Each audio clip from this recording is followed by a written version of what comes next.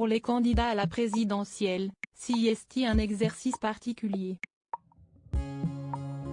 Habitués à être interrogés par leurs adversaires ou les journalistes, 4 d'entre eux ont accepté de répondre aux questions des enfants de l'émission Au tableau. Mais face à eux, Valérie Pécresse, Éric Zemmour, Fabien Roussel et Yannick Jadot ont parfois été décontenancés. Le programme les déstabilise tous. Ce qui va être intéressant CIST ceux qui se sont adaptés aux enfants y compris pour être compris par eux, ne pas faire des réponses fleuves, trop longues, pour utiliser aussi un vocabulaire qui est accessible, a confié la productrice de l'émission, Mélissa Theriault, sur le plateau d'En Aparté ce mardi 22 mars. Tous n'y arrivent pas, notamment Yannick Jadot, qui s'est retrouvé mal à l'aise face aux enfants qui l'interrogeaient. Yannick Jadot, qui a vraiment leur préférence au départ, il représente vraiment ce que les enfants souhaitent, le respect de la terre, arriver à être plus écolo. Pour le coup CIST le candidat qu'il avait très envie de recevoir, a-t-elle commencé. Mais le passage du candidat écologiste n'a pas vraiment été du goût de Mélissa Theriault. Je ne sais pas si celui qui CIST le plus adapté à eux. Voilà. Je l'ai trouvé un peu dans ce que j'ai pu voir de Monsieur Jadot face à des journalistes, avec des moments d'ailleurs où il est très précis, très ferme.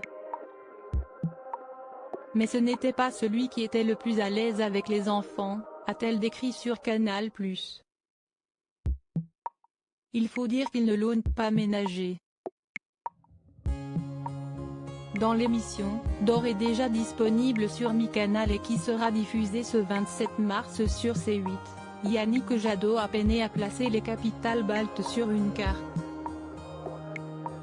Yannick Jadot, je ne suis pas parfait face aux enfants intransigeants. Le candidat écologiste a confondu la place de Vilnius, la capitale de la Lituanie, avec celle de Tallinn, celle de l'Estonie. Yannick Jadot a également été épinglé par les enfants d'Au tableau sur ses habitudes pas très écolo.